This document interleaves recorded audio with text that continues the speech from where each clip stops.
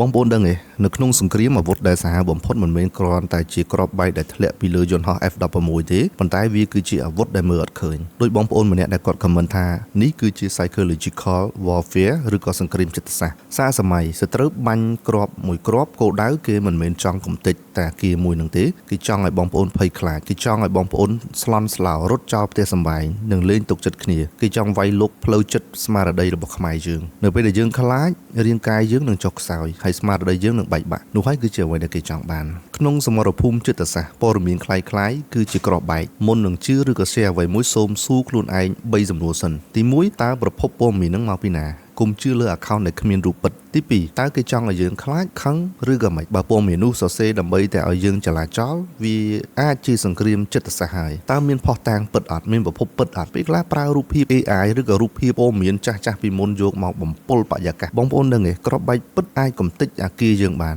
តែគេមិនអាចកំទេចស្មារតីខ្មែរយើងបានទេបើខ្មែរយើងរឹងមាំនិងមានសតិសម្បញ្ញៈកុំចាញ់បោកសង្គ្រាមចិត្តសាស្ត្រតាមដានព័ត៌មានដោយភាពវៃឆ្លាតខ្ញុំនៅទីនេះជាមួយបងប្អូនខ្មែររឹងមាំខ្មែរឈ្នះ